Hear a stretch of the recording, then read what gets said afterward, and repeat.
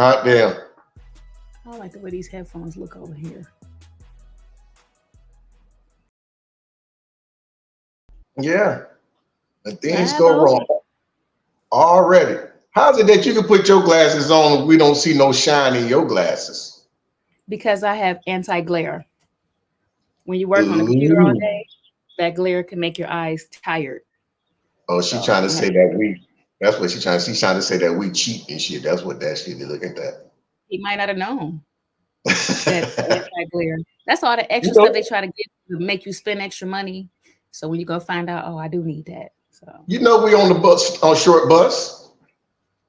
well, y'all need to Well, drive. more so her than me. He laughed at you though. Ah, oh Pop. man, yeah, man. I tell you what, man, we're gonna make this happen today. I like this little screen that's going on up here and everything. I like the Yeah. logo up there. The logo looks good. Yeah. Logo's looking good. All right. Just Um, we're just I introducing think yourself. I think you guys should introduce yourselves first. And you want to be last. Yes. Ooh, look I at don't know that. why. Look Huh? at that. She gonna see I'm gonna win up there. All right. Well, I am Reginald Anderson, also known as Reggie. I am a seasoned and proven, let me say it again, a seasoned and proven with great leadership, HBCU marching bands, and of course, cigars, my baby. So check it. We would like to welcome you to Band Bourbon and Cigars here today. This is our first episode. And so once again, I'm from the lovely town of the Dirty D of Detroit, Michigan, all the way from the east side, baby. You understand what I'm saying? Listen here.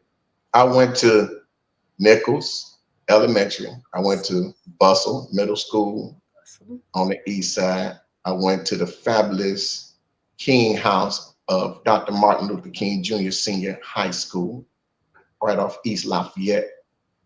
And then I matriculated to the great Kentucky State University, where it all began, my baby, where it all began. And now in my life, we're gonna talk about all that. We're gonna talk about all that. I ain't giving y'all all too much. I ain't giving y'all too much. I just wanted to introduce myself because we about to have some fun up on this podcast, man. We about to have some fun because wait till we get to talking. Wait till we get to talking. All right, I'm done. Go ahead. I'm done. All right. And I gotta follow that. Extra super hype. Reginald Anderson on the mic. Now we got Mr. Herb L. Lenore rocking the beats. So I'm over here out of way of Detroit, Michigan, living in Kentucky now. Just went into myself. Yeah, I wasn't ready for it. That's it. I'm gonna say Herb. My Now, introduction is probably gonna sound a little different. Look, that's all you gotta do. That's what happens when you move to Kentucky. yeah, they dumbed me down. I'm talking shit. I was there before. Reggie, is that why you moved? Hey, I had to, man. I had to. Kentucky, all right though. Kentucky, all right. It raised me in my 20s. It raised me. I like passing through Kentucky. I've actually never been there. All right, so I guess it's my turn to introduce myself. My name is Flo. I'm from Detroit, Michigan. I am a graduate of Winterhalter Middle School, King High School, class of 96. I played baritone horn, clarinet, picked up the bass guitar. I'm a model, I'm a mother, I'm just a whole gamut of different things. I'm happy to be here. I'm happy to have you on our show today. Word. All right, let's do it. Let's kick this off. So I'm gonna start this like this. I want to kind of give a background of how we even got started with this situation with podcasting and how we came up with the name. So like 3 years ago when I moved back to Kentucky, sitting up in Jake's cigar lounge, I was constantly, meeting up with, ex-band members that I was either marching in the band with or those I didn't march with the band with. And we'll sit up and smoke cigars and drink bourbon and stuff like that. And I was just thinking like, man, this would be a great podcast right here, just to, talking, because that's what we were doing. We were talking about band. We were talking about when we were in the band. We were talking about how band is right now. We're talking about what marching band is going to be in the future. So I'm just like, this will make a great podcast that we just always sitting around in a cigar lounge, smoking cigars and doing what we do, having these conversations. And those conversations led to me thinking, like, there's a lot of people that don't really understand marching bands. HBCUs marching bands, PWI marching bands. When I say HBCU, I'm talking about historically Black universities. And then when I say PWI, I'm talking about predominantly white institutions. All right. But nobody knows about marching bands for real, because all you do is see on these commercials and saying, "What type of band camp?" and all this little crap that be going on TV. That ain't what truly marching bands is really about. That ain't what's going on in the back scene. Right. So we need to introduce that. Not only that, looking at NBA players, NFL players just getting all these millions of dollars when they come out. But guess who be at these halftime shows in colleges? It's the marching bands. And we are forgotten about after college. So we don't have one movie that came out. What's the name of that movie again? Drumline. That was close to what be going on, but that's one-sided. There's so many different sides of marching bands that's out there. And we want to give light to what those are. We want to talk about those type of things, what's going on the backside and what on the inside of university marching bands, high school marching bands, and sometimes middle school marching bands. All right, so that's where we at with Band, Bourbon, and Cigar. So we're going to go ahead and get started with this podcast as we did, and got a couple of questions for each other. All right, good. So the first question I have, it is asking, where did you begin your musical journey? I'll go with that one. So I started my musical journey back in Detroit, elementary school. First instrument I ever played was the violin. As a kid, I didn't understand it that much. All I wanted to do was play with toys, blah, blah, blah, kick it out. So trading a toy with a guy that I just met at the school, left my violin, ran all the way home, forgot it, came all the way back. The violin was gone. From that point on, I was nervous and scared, thinking I'm going to get in trouble because I lost the violin. So that following Monday, when I got back to school, I said I lost the violin. He said, "It's okay. What a new instrument you want to play?" Hey, saxophone. That's the instrument I always hear. But from that point on, I looked at it as a little bit different. Let me take care of this instrument. Let me nurture this instrument. Let me play with this instrument. Yeah, it ain't sound right, but y'all know what I mean. So my journey started there. And from that point on, my interest in music has definitely changed who I am, meet a lot of different people, molded me into the person who I am today. But that was my beginning journey. Okay, Reggie, an answer? Oh yeah, mine's come from my family. Okay. Care to elaborate? No, I think he dropped out. Did he kick himself out? Yeah, he did. Okay.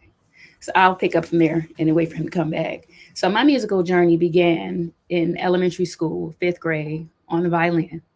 I was very excited to learn to play the violin because my mom had played it and she still played when I was still young. And I did that for a couple of years and eventually picked up the clarinet. And then it seemed like every few years I was just adding a new instrument to my repertoire. And yeah, it's kind of like, remember the scene in Brown Sugar where she would ask her guests, "When did you fall in love with hip hop?" Like that's kind of what this question does. It takes me back to those warm feelings from childhood, first learning those instruments, So I could dig it. Let me add Reg back in here. He's coming back. We lost you. Welcome back. Hey. Here it is. I'm there. Saying how this question, when did your musical journey begin? It gives all the same feelings. The question from the Brown Sugar movie when she would ask her guests, "When did you fall in love with hip hop?" because each All one right. together would kind of go back to something from their childhood. It was always some kind of warm and fuzzy memory. And this is Yeah. what this question does pretty much. Yeah. Well, for me, music is my journey starts from the beginning. My family is musical. My family had a gospel group, so growing up, the music was in the house all the time. And there was parties all the time going on in the house. So I just remember, man, I remember being up under my grandmother's table, listening to them argue and have practice every day and singing and getting those gospel songs together. I said I had an uncle who played bass, another uncle who played the drums, and my mother and my grandmother, they sang. I had an uncle that sings. So it was always there for me. That's my beginning of listening to those type of things, of hearing music all the time. But who I was close to is my uncle, who's 4 years older than me, which is Sean, and he played trumpet at school. And I remember listening to him as a young pup when he was in elementary, him writing the song to Rocky. Dun, dun, dun, dun, dun, dun, dun, dun, dun, dun, dun, dun, dun, dun, dun, dun, dun, dun. He plucked it out on his trumpet, sitting on the basement stairs, and I just remember listening, just like in awe, that like, wow, I want to do that when I get old. I want to play a trumpet like him. And so that's how my beginning of music first started, right there. Wow. That sounds really cool, Reggie. The Rocky song. I remember that song. There was one song I used to try to play all the time. I don't know the name of it. I think it's Taps, the military. I would practice that just because it was about moving armature and not necessarily notes. So that was a Mhm. fun exercise I used to do. But I also remember in high school learning that the bell that dismissed us, I figured out whatever note that was. I can't remember right now, but I was a weird kid like that. Like I'd be like, oh, that sounds interesting. And then I try to find it on my horn. Well, Herb, our next question is for you. I'm going to ask, what was it like for you in grade school through college? Oh, so it was interesting and different. So I'm a people person, but not a people person. Uh, 0 to 10, that's 10, baby. That's 10. so that's why I said it's different. So being around a lot of people wasn't always me, but I learned how to adjust certain situations. So grade school, I always wanted to do one thing, but I know I had to do another thing. So what I mean by different, I was just around too many people. But being around all these different people, it changed me to understand how different people's emotions and different people's feelings and how they act and how they move and how they do different things. Everybody's different. Nobody's the same. You may find like people like you, different people not like you. So I learned a lot of different things from these different people that I've met and been around.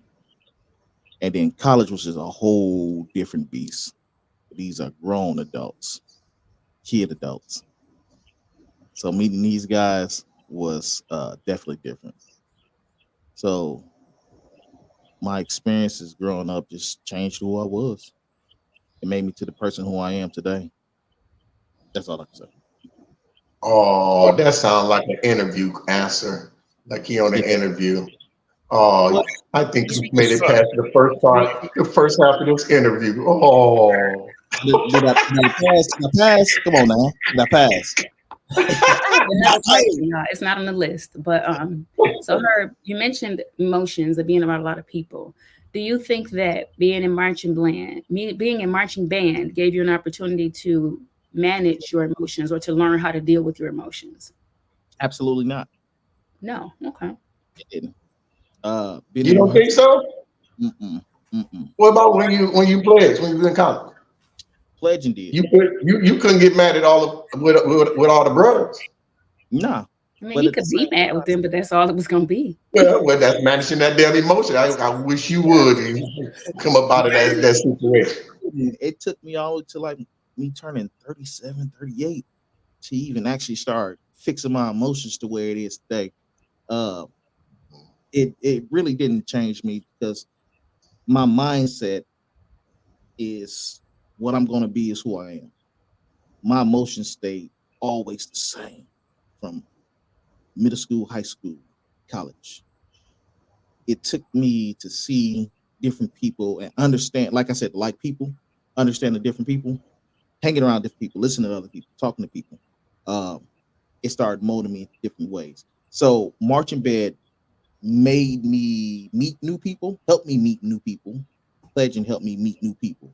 By meeting these new people with these different attitudes and different likes, that's what changed me. I wasn't necessarily it was the band or pledging that did that. It just time and the people that I hung around with.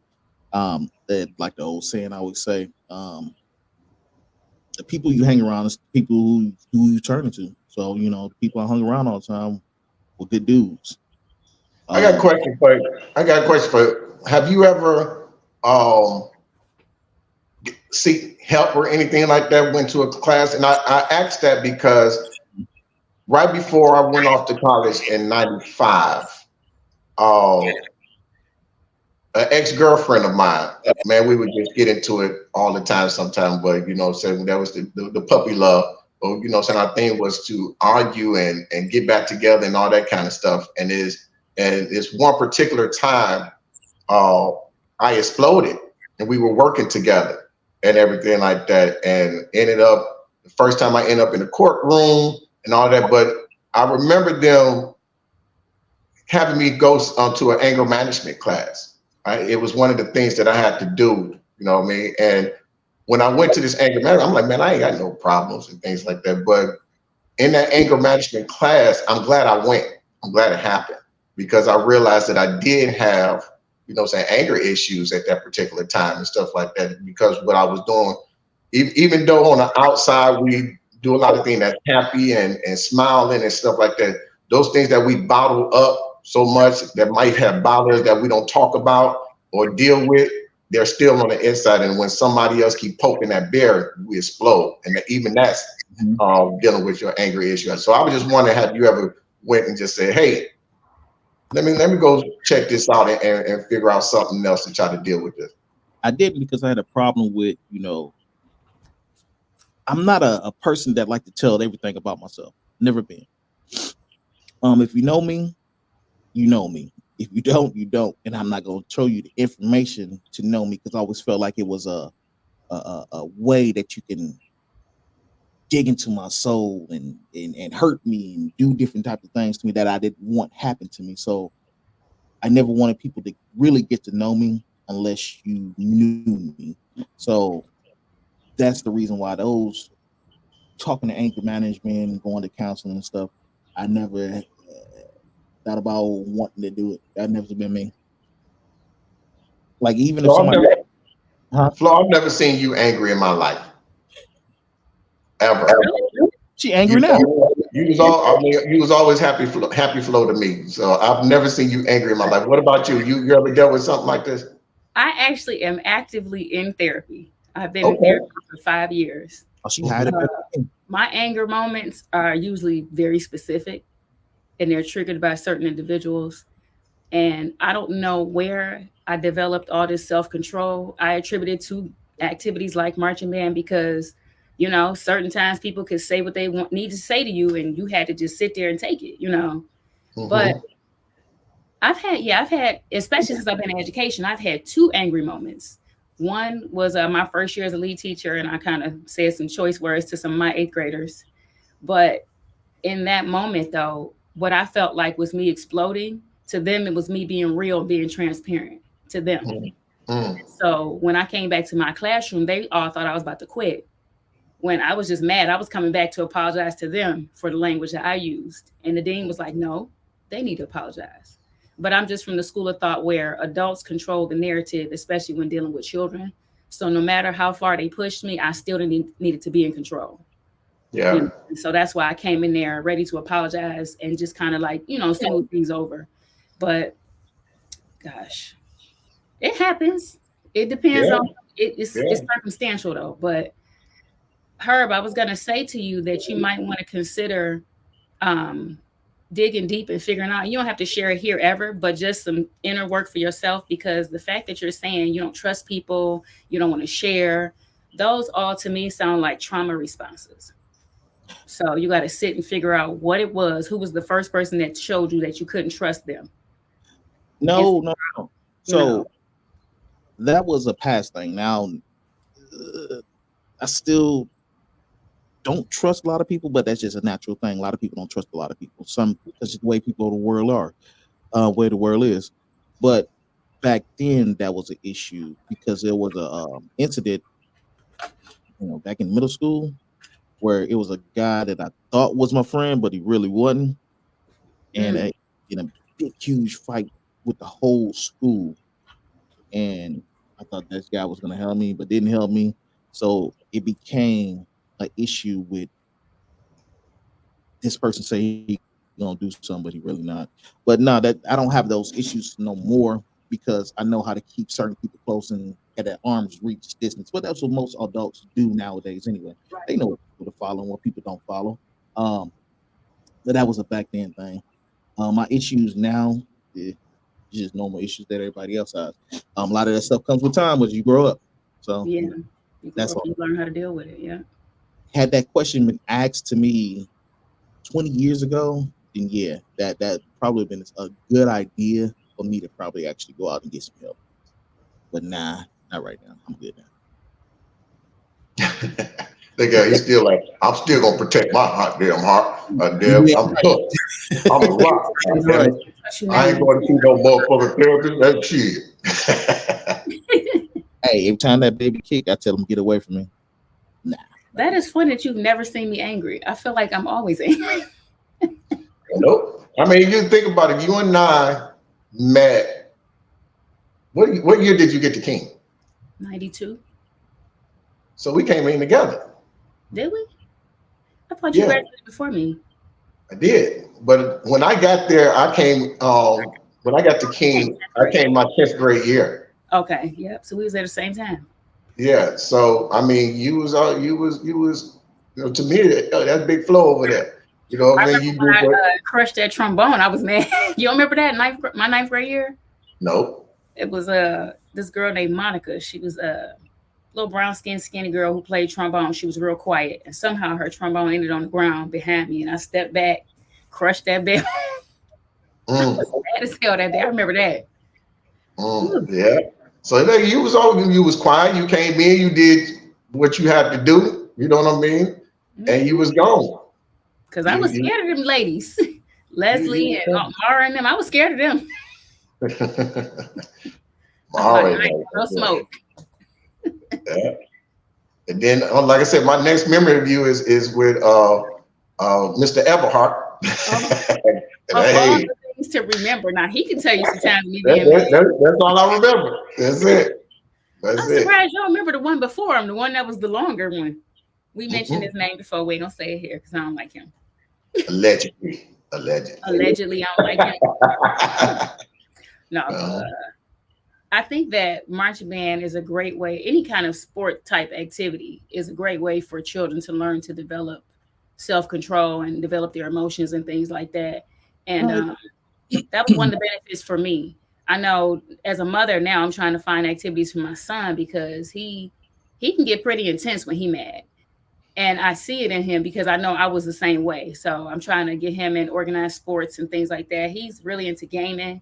My daughter is the one that's into the music. So we'll see. No, definitely. But I haze my kids and make them do push-ups. We don't use words like hazing on this podcast. Hazing is exercise. They do wall sits, push-ups. They do 6 words. It's against the law to use those type of words, to be doing those type of things. Allegedly, she uses great discipline with her children. Yes, great discipline. We're developing discipline and good, healthy habits. They can't go back to what we did. No, but I used to do that with my students too in the classroom. They'd be mad. I'm like, okay, let's do some push-ups. And they would be willing, especially the boys. I'm like, you mad? Come on. Get them feelings out. Yeah. Allegedly. She always asks them if they want to do it. The next question, I think you guys kind of touched on a little bit. I think you guys kind of both touched on this. I know Reggie did. He mentioned that music was always around from his parents, but when were your parents involved in your musical career? Yes. Yes, they definitely was. My stepfather, I can't say my birth father, my actual stepfather, he bought all types of stuff for us: drums, bass, guitars, saxophones, baritones, keyboards. He definitely was involved in it. My mother, she definitely was too. So she made sure that was a good thing for us to have something to do, not being on the streets all day, especially in Detroit. All three of us from Detroit. We know how Detroit was, especially back then and shit. But Oh, yeah. this is a cousin platform. Be you, be the herd we know you can be. Now, bro, you know I can't give 10. Oh, we gonna get that 10 up out of you. We gonna get that 10 up out of you. Hey, when we get to the bourbon part, I probably will. Right. I had to get some bourbon. Hey, you mentioned about your stepfather and then the difference of stepfather and your birth father. Mhm. That's kind of how it is. Well, not for me, but it wasn't for me. But that situation, what was the emotional part for you not having your birth father there compared to your stepfather? So the way I am a little bit different. That's probably the reason why I am who I am, because my birth father went there. As I got older, I learned a lot of different things that he showed me that I know was wrong, but this is what he wanted me to do. This is how I should do it. So my birth father not being there with my stepfather being there, it was definitely at a young age when everything got switched over. So for real, I really didn't care that he wasn't in my life, my birth father. Um, because I'm still just gonna be me. It never really affected me at all. My stepfather, he was always there, even till to today. He still texts me, calling me, talking about football, this, that, and the third, how everything's going. Uh, my birth father was never like that, even when he passed away back when I was in college. Uh, so it really wasn't no big transition or different for me. Um, he's still cool. Well, was cool, but my stepfather was always the one that helped me out with everything. Yeah, I asked that question because I remember growing up myself, man, and I grew up in a household myself as the oldest, and then two sisters up under me, and we all have different fathers, but their fathers was around. You know what I mean? My youngest sister at the time, her father lived with us, and for most of my life, going through elementary, middle school, and high school. My sister right up under me, her father, she was able to go to his house and things like that, but I was always kind of left behind. So for me, it was, this guy is your father, and he was a street guy. You know what I mean? He was in and out of prison all the time. So that whole cliche of, oh, your daddy coming to pick you up, and you pat and look and waiting at the door in the window, and he don't show it. You know what I mean? So those things used to hurt me big time. You know what I'm saying? So when you was talking about trust, that's where mine starts. Is that mistrust right there? You know what I'm saying? That you got to be by yourself. I just But always felt that way, that I'm by myself. And so growing up, I've never called nobody daddy. If people know me, I'll be like pops or something like that. I've never called nobody father. My mother was my daddy. My mother was my father, and I will always say that. And going through those things, not knowing that I was building up this resentment in life towards authority. And I went through that a lot in my life. It's just, if you try to put authority over me, I'm gonna push back automatically, especially if you're a man. You know what I mean? And it wasn't until I started going through my journey of changing my life and things like that that I realized that I had daddy issues.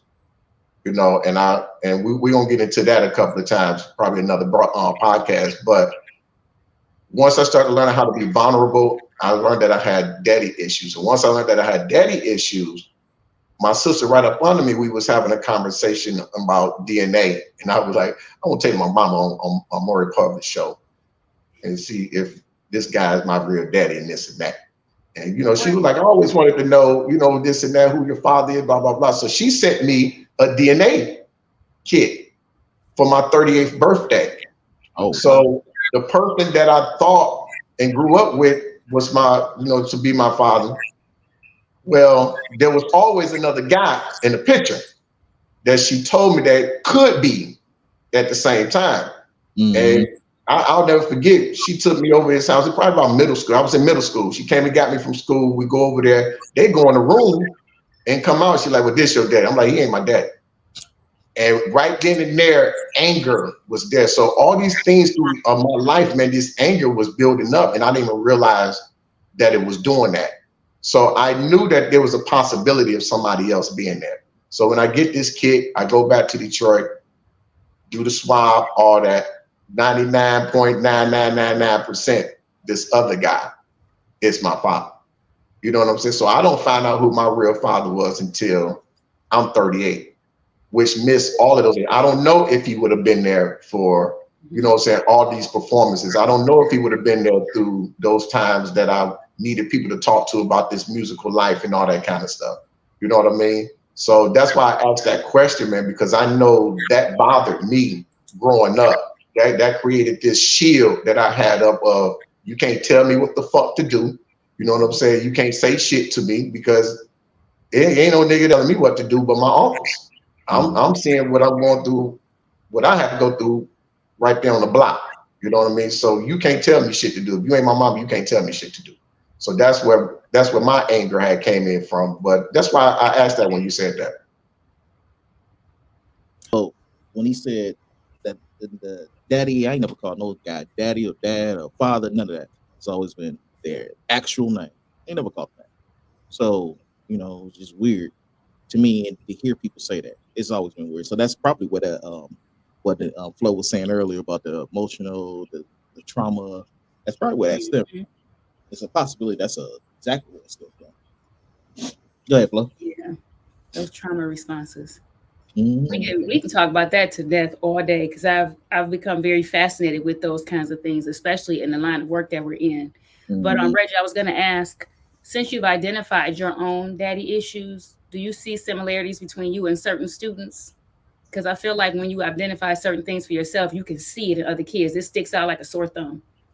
Absolutely. And what she said, because I'm a teacher now, so absolutely, especially where I am right now, I'm working with inner city African-American children, right? And it's exactly how it was where I grew up at and how we were growing up. So, I've had the students that come in there, the guy, he got his little gold chain on, little bracelet on and rings on, other little dude that's funny and just always cracking jokes, you know what I mean? And I'm gonna give a quick story on that one too. I'll give two of them.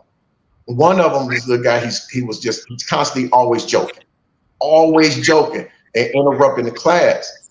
And so it got to the point where, I said, all right, you have to stay behind. You're going to miss out on outside time a little bit. And you write this down. So I don't do the whole, I would not talk in class no more stuff, because that doesn't help them. That didn't help us. It don't help nobody. You just writing. All you're doing is getting a cramp in your fingers. That's it. So what I had him to write was his name, and I put it in a way where it uplifted him and for him to think. And I had him to write that many times. And every time he wrote it, he would have to recite it. You know what I'm saying? I can't remember the exact words that I put on it, but it was something to the fact that will grow to be a predominant person in society. It was something to that thing. And that's not to say that he's going to be that, but when I had him, I said, I need you to take this home and have your mother to sign it and bring it back to me, because I want her to, that's how I create that bond between myself and parents as well. There's different ways. But he said she can't sign it. So I thought he was just being an a-hole. And I'm like, well, how she sign her checks? And he said, my mother is paralyzed. Oh, and right then and there, I realized, like, whoa, you know what I mean? This kid, this is why he missed a lot of school. This is why he's the way that he is. So I asked him, I said, is this why you always joking all the time? He said, yes, Mr. Anderson. He said, because if I don't laugh, I'll cry. So right then and there, we started having these conversations about trauma in a household. And I talked to him about, some traumas, you know what I'm saying? In a way that I'm not saying exactly what it is, but that let him know that I've been through traumas as well. And I still was able to make it to become his teacher. And from this day, being that little dude, we cool, right? Another little guy, he was on some stuff, and this is around Black History Month. And we were talking about Black History Month, and we're talking about the past. And he's like, well, good thing we don't have to deal with that anymore. I'm like, yes, we do. We still do. You have to still be careful, as a melanated young man out here. And this is why I stay on y'all, to be responsible for yourself and others sometimes. Because even when you're with your friends can be doing some things out here, and you shouldn't be around them. Because I've had that in my life. I've had friends like, hey, Red, let's go break in this building over here. We're going to break in this building over here. And I'm like, nah, bro. And only reason I didn't do it is because he had invited other people to do it with us. And I'm like, nah, I don't know them. And I didn't go. And they went and they got locked up. We were in middle school. So imagine if you actually did know those kids and felt comfortable going. Absolutely. Absolutely. Absolutely. So, so one thing my mother had always taught me was like, if you're going to do any dirt, you do it by yourself. That way it's only one lie. Nobody will lie. Your friends will always tell on you. The ones you think is your friends will tell on you. And that was it. When I grew up, friends, family, or if you with me, you fuck with them, you fucking with me. You know what I'm saying? I fight for others. But then as I got older, like her was saying, I realized like, damn. Ain't nobody fighting for you. Nobody fighting for me. And I'm really learning that in my 30s. I learned that in my 30s. You know what I mean? Nobody fighting for me wouldn't jump up a puddle for me because they know that I would do it for them. You know what I mean? So I've had to learn and still learning how to really bag off of people and helping people and being there for people, because people, places, and things, man, will always hurt you. And we definitely went the opposite direction. We definitely went the opposite direction. Bro, this is what this podcast is gonna be about. No. I'm saying the opposite direction about where our life when you said you started backing off. You see my ass been helping every damn body. I can't stop helping people. I guess that's part of what me not trusting people, but I am one of those people that will do whatever I can do to help somebody. If you're in my circle, I would do whatever I can to help that person. I mean, like, even if it's like my last dollar, I give it to you. I go without. I help somebody. What does your circle look like for you that will do the same thing? I can name 3 people. That's it. Yeah, that's all right. Me too. Not including my spouse. That's not including. I can name 2 solid, and that's not including nobody blood related to me. That's what I'm saying. 3 of them. None of them blood related to me. Now you do because I've done. Question. They say the same 2 names too. Yeah. Because we've done the work. Well, I've done the work. I can't say we because I don't know y'all did y'all work yet. Because I've done the work, man, on self and lifting the veil, my veil up and looking in the mirror and finding out who Reggie is. It comes down to everything what we're talking about comes down to this. We feel inadequate. Growing up as those little people, little men, little girls, and these things that was happening, these traumas and dramas that we went through as kids, man, and those people not being there for us, or we're not figuring out how to trust other people because what was going on around us, we feel inadequate. So what we do, we overcompensate for that attention. You know what I mean? We overcompensate for that attention. This is what's helping me now to understand no. Say no. Learn how to say no. And that's why you saying like, I can't stop. I mean, I help everybody. They call me and I'm witnesses. That's why we be like, man, you were like a Jamaican, bro. Chill out. You need to rest. You know what I mean? But I know you hurt, and that's exactly what it is. But when it comes down to it, that inner side is feeling inadequate. Like I'm not good enough. I'm never not good enough. But that's what that music, marching band, all that did for you. You know, put you on a path to be that person. Yes, absolutely.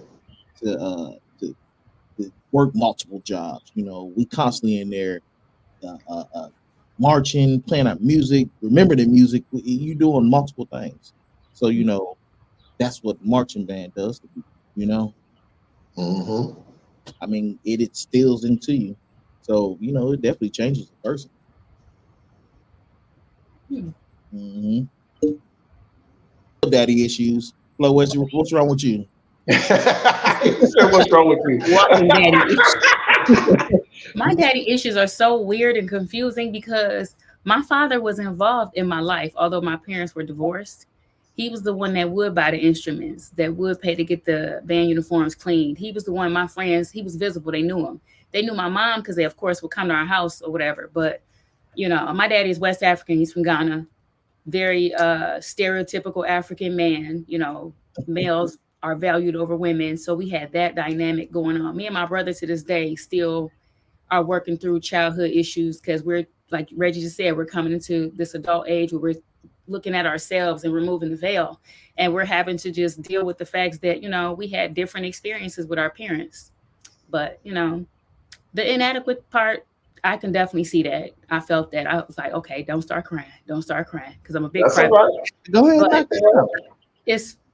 it's interesting though, because he was there, but he wasn't. And so what he was doing in my life pretty much at that age, he was emotionally absent. So I didn't understand how much I needed my daddy to show up for me in that space until I started dating, got married, got divorced. And now I'm looking back like, how did I do this? And I'm seeing it now.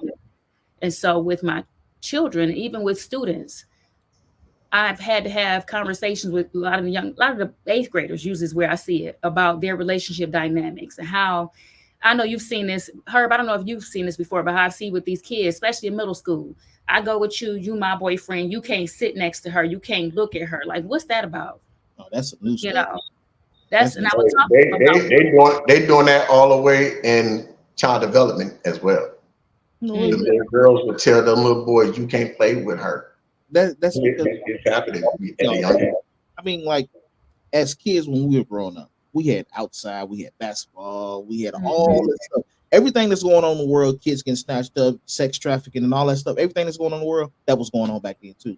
The thing is that's different is we have social media, we got cell phones, we got tablets. Everything can be recorded now. Everything can be built on a flat platform. Now, as kids, when we grew up, we didn't have that thought in our head. We gonna go outside and play till the lights came on outside. Right. Gotta get our ass back in the house. Now, kids nowadays, they don't want to go out there because all that stuff, which is understandable. I get it. But at the same time, they sit at home playing a video game, TikToking, all this stuff. So they learning stuff from different people from around the world where this is mine. Don't touch it. At a young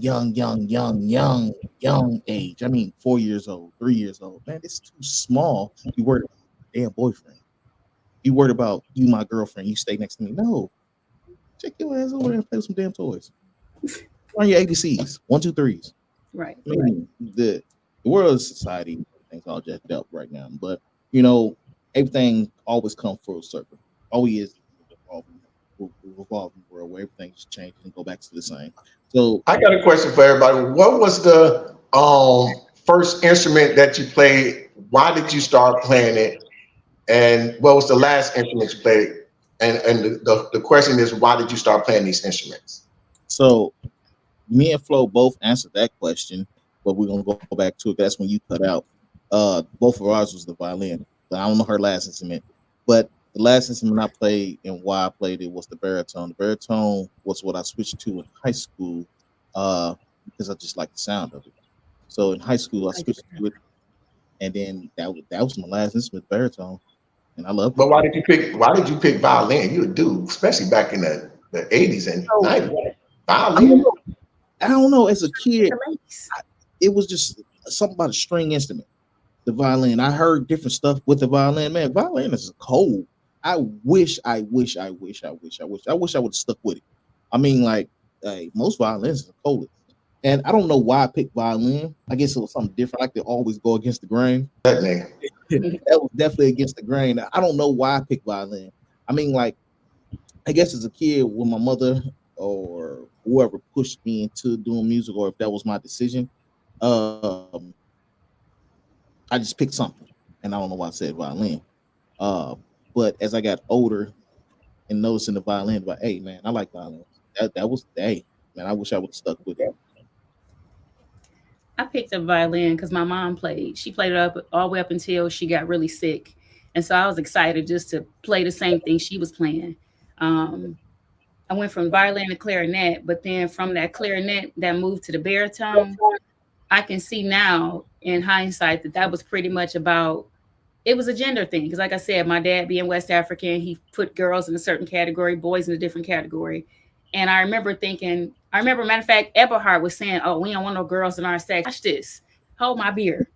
You know, I went and learned that baritone horn and came back that fall. It was me, Carlita, and them two other girls that came from Spain or somewhere. You know, but it's like the more he kept saying, "I don't want girls in my section. We don't want girls here." That was my motivation to keep going. And the last instrument I picked up was the bass guitar. I haven't played it in probably about 6 months, but I have a bass guitar. I have two of them around here. You know, so pretty much any instrument that a man tells me I can't play, I'm gonna want to play it. There you go. Okay. Well, in the great words of Herb, I can dig it. Listen, my first instrument. And if a guy tells me you can't lift that, hold on, watch this. Yes, I can. You know. Flo feeling it. I let her go. I said, Flo is feeling it. Let her go. I'm looking at y'all too to make sure if I see some lips moving, I can shut up. But no, I was saying, my first instrument was a clarinet. So I'm growing up, man. I don't really know how to read and stuff like that, and it was because of Angelique Wilson. This is going to be the first time she hear this because she never knew this, and we still friends to this day. Sounds familiar. I ain't never heard this story. Yeah. So when they came around third grade, like what instrument do you want to play? So now it's time for us to be able to play instruments. And listen, I knew trumpet because, like I said, my uncle played trumpet, but I didn't know how to spell trumpet. So I just stood behind her because I liked her so much. You know what I mean? And I just waited till she wrote something down, and I looked on the paper and I copied what she wrote. I didn't even know I was going to be playing clarinet because I didn't know what it was. I didn't know how to spell it. So when we got in that music class, he put out the clarinet. I was like, oh, this ain't like the one my uncle got. So I started playing clarinet. So in elementary, I played clarinet. And once I got to middle school, there was a new band director coming in, Mr. John Berry. He was he had graduated from Grambling State University. And he was like, hey man, that you don't want to play clarinet. Clarinet, that's for girls and stuff like that. You know what I'm saying? You play the saxophone. I'm like, I don't know, play no saxophone. He's like, well, it's the same fingering as a clarinet. It's just the upper register. And at this particular time, this is the year Kenny G comes out too. This is the year Kenny G coming out. Why did I go into the movie at the same time? So, I started learning how to play sax, but he also is the first person who introduces me to marching band. And because he was a drum major at Grambling State University, he taught me the ropes of being a drum major. He wanted me to be his drum major and stuff like that. So the first thing he did, he gave me a book to read about how to be a drum major and all the moves and stuff that's on the field, step 2, step 1s, all of that pinwheels, left pinwheels, right pinwheels, step 2 to the rear, all of those type of things I had to learn in middle school before I can even perform. So that's how I learned all of that. And from there, when I get to King, my band director there was like, nah, you ain't playing saxophone, you playing trumpet like your uncle, because my uncle played trumpet for him. So he told me, he said, you got trumpet lips. I was like, oh man. So I'm learning all these things with being a drum major at the time. You know what I'm saying? Got to still be a drum major, still learn stuff there, and I'm learning these new instruments. And so now when I leave there and I finally make it to college, I went to Grambling first in '95. And he was like, you're not good enough to make our trumpet line. However, I need a mellophone player. He said, if you can make the mellophone line, then we got a spot for you. So I just practiced, and I ended up, practicing on that mellophone. But I was only at Graham for a month. Things happened. I was only there for a month, and I ended up, of course, the next following year in '96, I ended up in Kentucky State University. So I just kept with the mellophone from there, and not knowing that the mellophone was really the marching French horn. And so once band director get there, Mr. Timothy Chamberlain, he get there and we doing concert season. He talking about switching the French horn. I learned how to play the French horn in concert season that way. So that's my musical history when it comes to instruments. Well, and since we right here, we might as well put this smoke in the air, baby. We don't forget now. It's time to put this smoke in the air. Smoke. It's time to put this smoke in the air. We've been talking. That's a nice little set right there. But see, this segment right here, boys and girls, and ladies and gentlemen, about putting this smoke in the air. Hold on, let me get fired up real good. So I have questions about cigars. So I learned yesterday that you're not actually supposed to, like you would cigarettes or I guess weed. Yeah, don't inhale it. You gonna mess up your lungs bad or. So you just blow it right out. So what's the perk? What's the benefit to it? Oh, we'll get into that. Really, a cigar is really a mature gentleman's or young or older lady type of thing. It's not to get high with like marijuana and those weeds and all that kind of stuff. You definitely do not inhale because it's going to mess and burn those lungs up. It's really just to bring it in, blow the smoke out. It's really about the aroma. That's what cigars is about. It's about the aroma. It smells just doing this. I like to just do this because it smells good. I'll be like, oh, you can just hold it. So, hey, mine's been sitting right here on my laptop the whole time, been smelling that aroma in there. I just can't light it inside the crib right now. Kids. So here's the thing. When we have this segment about put some smoke in the air, this segment is this, and we're gonna start with you, Miss Fancy Flo. Being that you definitely went to that PWI. I sure did. When we put that smoke in the air, you have to give us a story of when you was in marching band, being that was elementary, middle school, high school, or college. A fun. So whenever we have to put smoke in the air, somebody got to tell a story, and it's always going to be me starting. It don't always have to be you. It could be a fun one, it could be a funny one, or it could be a bow, chicka, bow, bow. You know, I don't have stories like that. I was a good girl. Okay. But say no. But if you don't want, you don't have to say no names. But just tell the story. That's what it's about. Put you on the spot. I remember because I went to UAD and I was in the Pep Band. I was one of 3 Black people in the Pep Band, and the other Black girl went to King with us, Nikki Floyd. But I remember how we would be at the Pep Band games, and because I'm used to marching band being so hype and over the top, that's the kind of energy I would bring to the game. So I'm yelling at the other team, I'm yelling at the other coach, just whatever would come out. And I remember yelling at this one coach so loud, and he was upset about something. I was like, "You need to calm down, coach. You over there gonna blow your top," or something I said. He looked over, he's like, I know. And the whole section started laughing because I didn't think he could hear me that whole time. But that was funny. So then they started making me be the person to yell at all the other teams. But our stories for the PWI institutions were not nearly as entertaining as marching band. Like, we had a couple of them, but they was more like the whole what's that movie, American Pie? Their stories were like that, but I wasn't around for all that instrumentation. But we had a lot of situations where, like, we would take band trips. We went to Chicago for the Sweet 16, and the white kids were so fascinated by Black culture. I became the person they could ask all these questions, like, why do you guys do braids? Why do you? So we had a lot of those interactions, and I like those kind of interactions because I feel like it gives white people a safe space to ask their questions respectfully, you know, and just genuinely, so we can answer those questions. But yeah, I don't have no interesting. What about you, Herb? You go right now. Man, let's see. Well, I'm gonna tell one story. The people that know it. It's actually about a fascinating person named Amy. About who? Amy. You know, at one point we was down at a competition, you know, in a whole different city. Why are you talking so low? No. You see how he got low? He on that section with it. He put his Barry White bus up in a whole different city. Yeah, show you right, Amy. Amy was hungry, you know. Amy didn't mind eating in front of people too.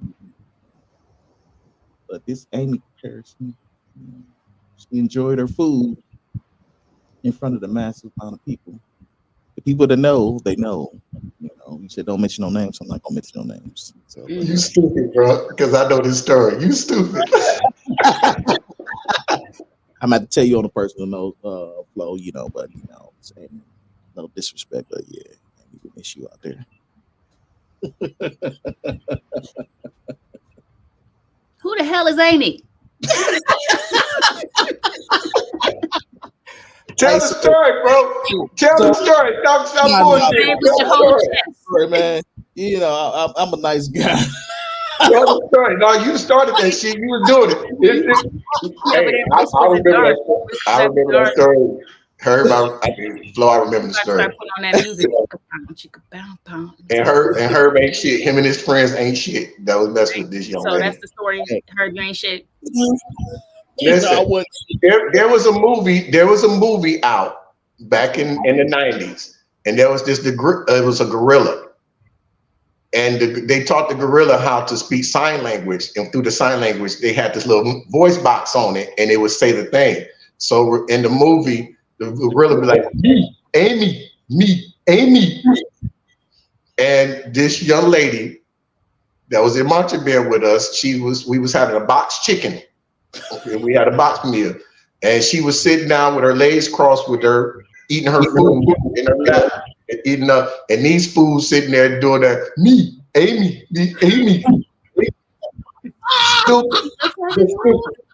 stupid. Don't tell her that. It was Herb and his friends that was fucking with this young lady.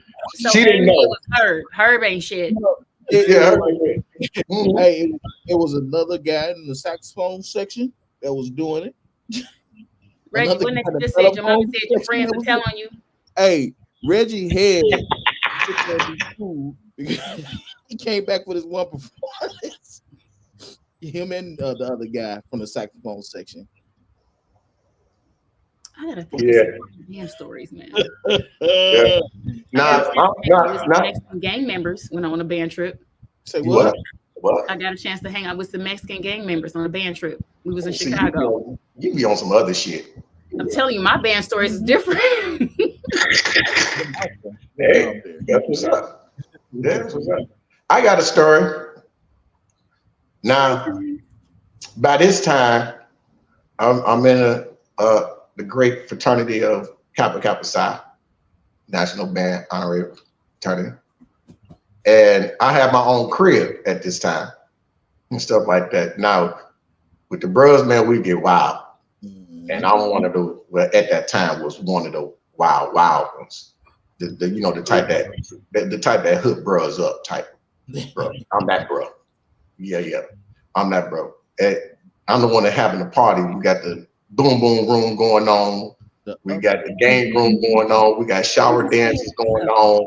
We got people that's bottles disappearing going on. You had the kind of parties my daddy told me I couldn't go to. So anyway, this is one time. Now I had a bro. He was a young bro at the time. He was a young bro at the time, Neo. He ain't got nowhere to stay. Like, bro, you come live with me, man. But I ain't got no other room because we got another bro in the other room. You can sleep on it.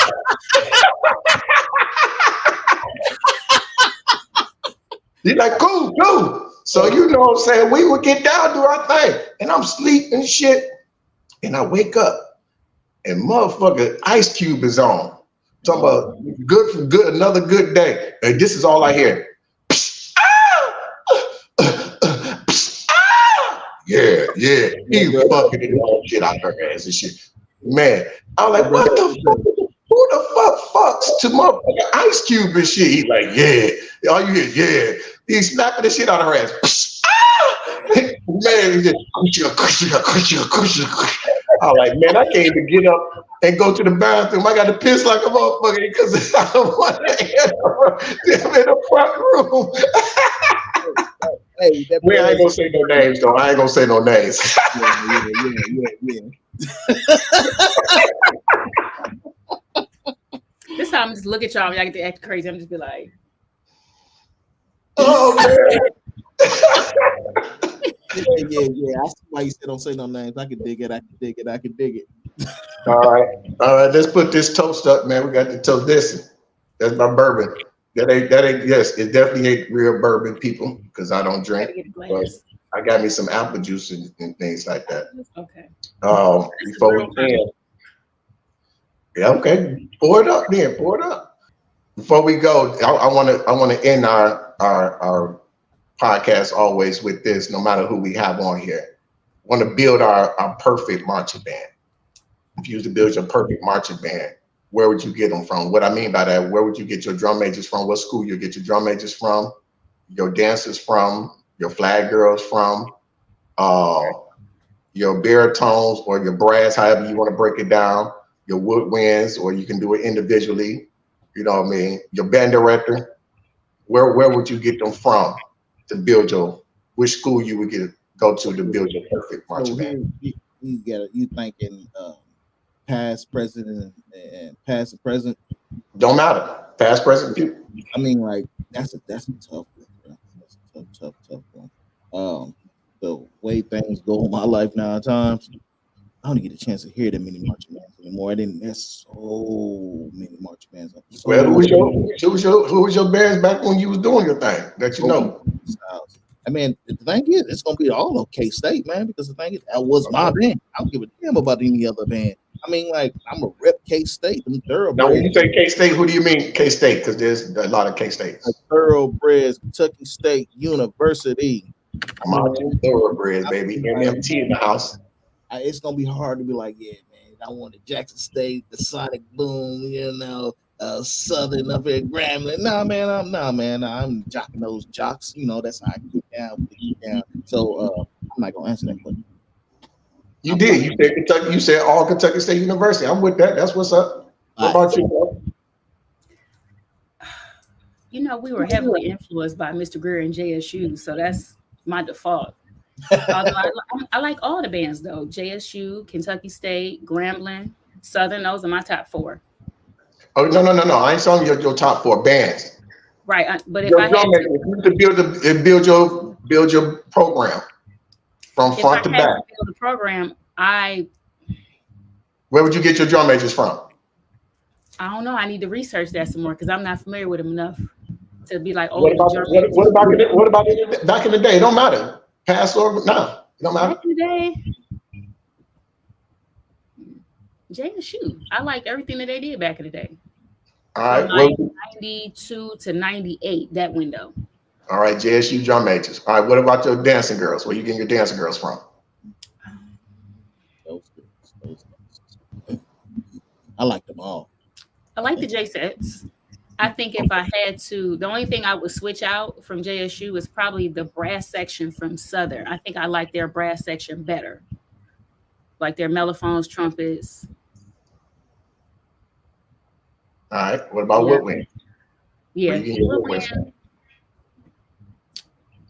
JSU woodwind is cool. They woodwinds are cool. But I remember Southern's because I just recently watched something a couple weeks ago and I was like, damn, okay. Their current season of their brass section I like. All right.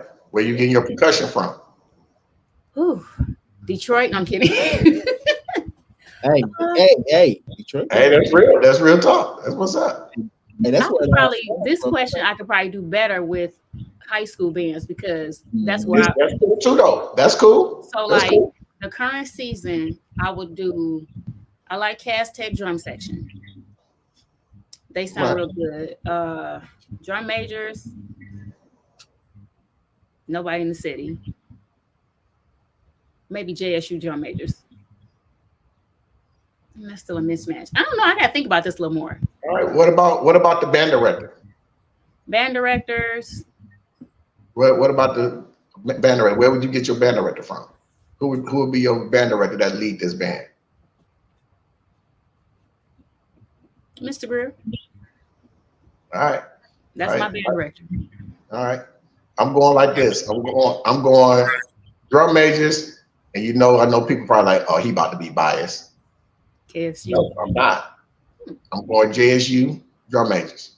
Okay. They're the coldest. I've watched many bands from past and present. They're still the coldest to me. JSU.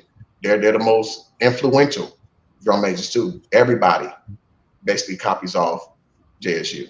You know what I'm saying? Let's see. Dancing girls. I'm either gonna go with the Dancing Dolls or the Honeybees. I'm going with those. I'm going with either one of those two. You know what I'm saying? It can be a mixture in there. Let's see. flag girls or flags, because just can't say flag girls, it's just flag. I'm gonna go Kentucky State University up on the Miss Level. And then secondly, I'll probably do FAM because they've been consistent. You know, even though they got a lot of males and stuff like that, or sugars, however you want to swim. You know, they got them over there, but they've been consistent. Let me see. Percussion, I'm gonna go. I'm either gonna go FAMU, or I'm gonna go Southern University. One of those two up on the percussion. Tubas. I'm going with either JSU, Southern, or Kentucky State University. Hey, I'm talking about these last 3-4 years of Kentucky State University too. Who am I missing? Woodwinds.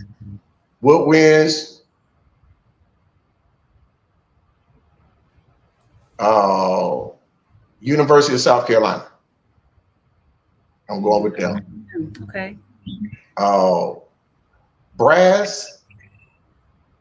That's tough. I'm going with Tennessee State University, TSU. They brass has always been 100. Band directors. My head band director is going to be Timothy Wayne Chambers. My assistant band director is going to be Barry Greer. And that's what I'm keeping. That is a very detailed list. I like that. I was taking notes because I'm going to go and get familiar with these groups that I don't know about. Oh, yeah. We got to be up there. We're going to be on that and stuff like that. This was great, man. This was great. So we're going to go ahead and end this, man. I'd like to thank everybody that's on this panel. We're going to have a great season. You know what I mean? We got Herb. We're going to get Herb up to 10 because I know people watching like that. It's not the Herb that I know and things like that. Fake Herb. These are fake Herbs? No. This is the laid back Herb. This is on the backside Herb when it's just the fellas. This the like Herb that was watching Ice Cube. I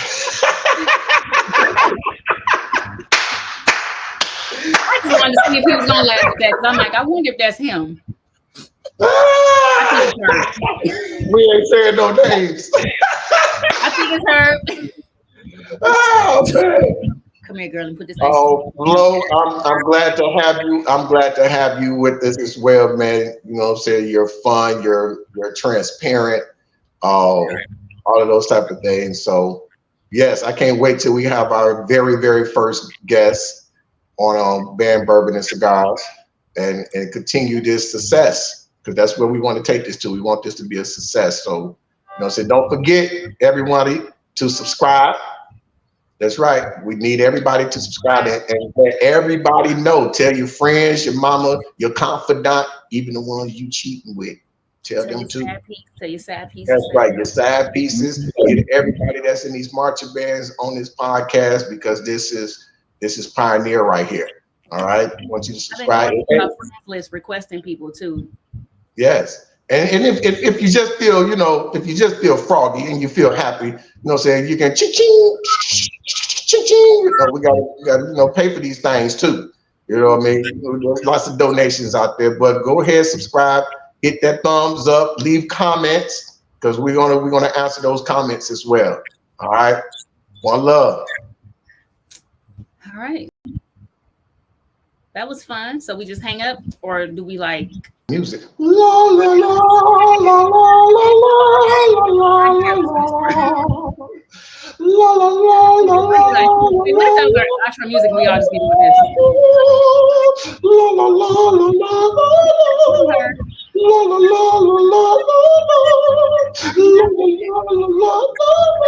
That's how those saxophone players be and shit. Always moving their shoulders and shit. That's what. Hey, I don't know if y'all have heard this other sax player from Detroit. His name